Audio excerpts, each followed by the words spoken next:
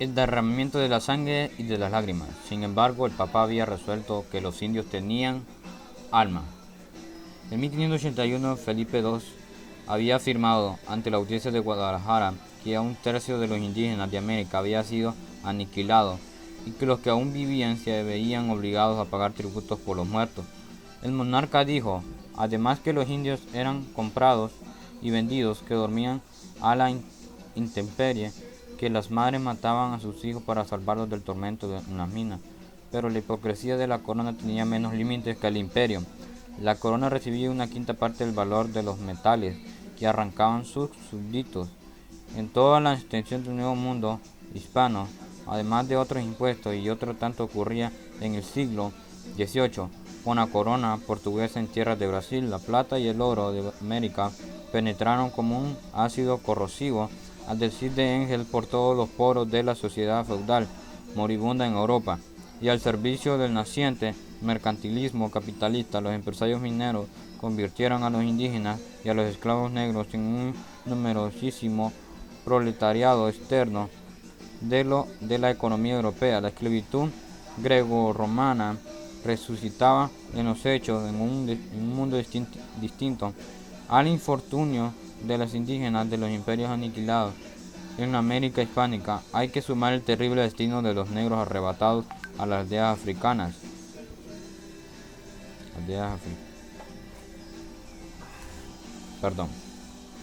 A las aldeas africanas para trabajar en Brasil y en las Antillas.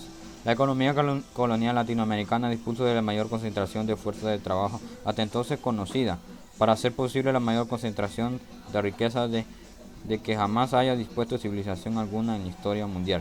Aquella violenta marea de codicia, horror y bravura no se abatió sobre estas comarcas, sino al precio del genocidio nativo. Las investigaciones recientes mejor fundadas atribuyen al México precolombino una población que oscila entre los 25 y 30 millones, y se estima que había una cantidad semejante de indios en la región andina. América Central y las Antillas contaban entre 10 y 13 millones de habitantes. Los indios de las Américas sumaban no menos de 70 millones, sí, y quizás más. Cuando los conquistadores extranjeros aparecieron en el horizonte un siglo y medio después, se habían reducido en total a solo 3 millones y medio, según el Marqués de Barinas, entre Lima y Paita, donde habían vivido más de 2 millones de indios. No quedaban más que 4.000 familias indígenas en 1685.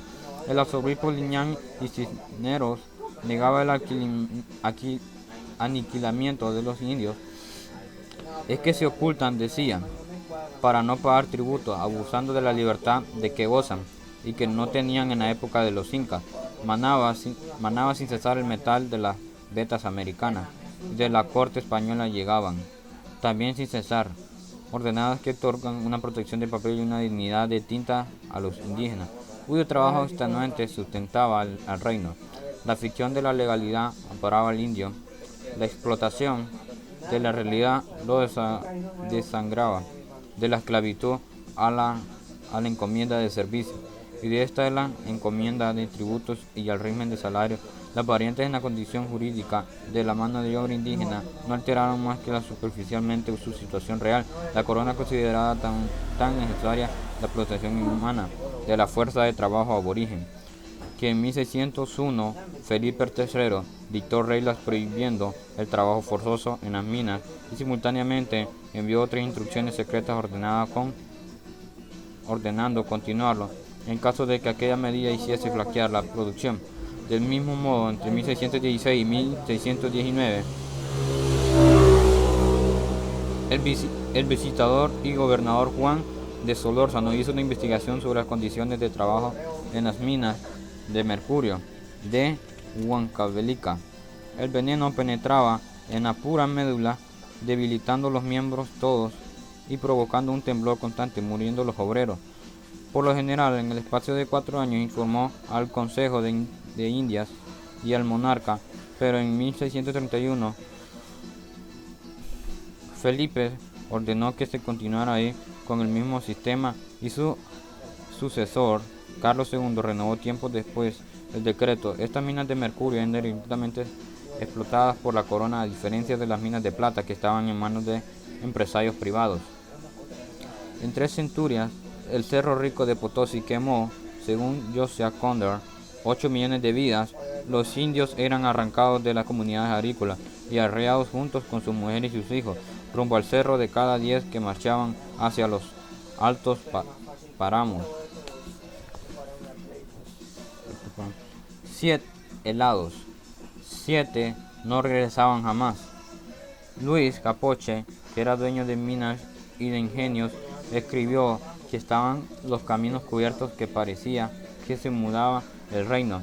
En las comunidades los indígenas habían visto volver muchas mujeres afligidas sin sus maridos y muchos hijos huérfanos sin sus padres, y sabían que en la mina esperaban 1000 muertes y desastres. Los españoles batían 100 millas a la redonda en busca de mano de obra. Muchos de los indios morían por el camino antes de llegar a Potosí, pero eran las terribles condiciones de trabajo en la mina las que más grandes mataban.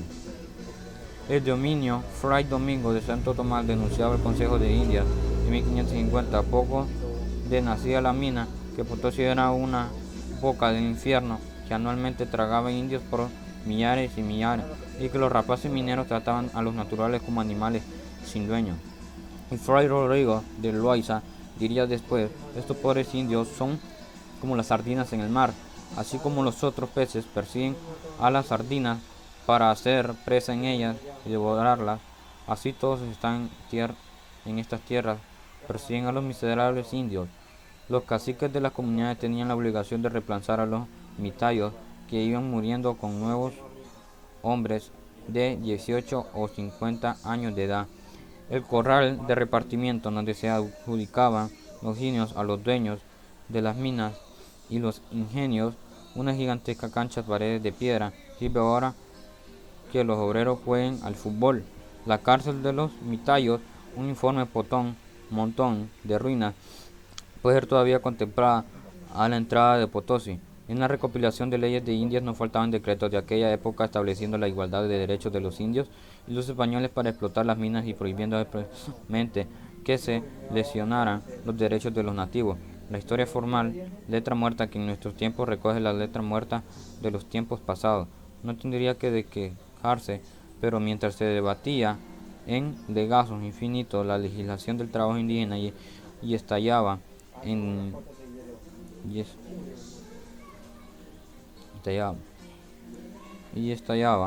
tinta el talento de los juristas españoles en América. La ley se acataba pero no se cumplía. En los hechos, el pobre del indio es una moneda, al decir de Luis Capoche, con la cual se halla todo lo que es menester, como con oro y plata, y muy mejor. Numerosos individuos reivindicaban ante los tribunales su condición de mestizos, para que no los mandaran a los socavones, ni los vendieran y revendieran en el mercado. A fines del siglo XVIII, con Colocorbo, por muchas venas corría sangre indígena, renegaba así de los suyos. No digamos que las minas consumen un número considerable de indios, pero esto no produce del trabajo que viene en las minas de plata y azogue, sino del libertinaje en que vive. El testimonio de Capoche, que tenía muchos indios a su servicio, resulta ilustrado en este sentido. Las glaciales temperaturas de intemperie alternaban con las calores infernales en lo hondo del cerro.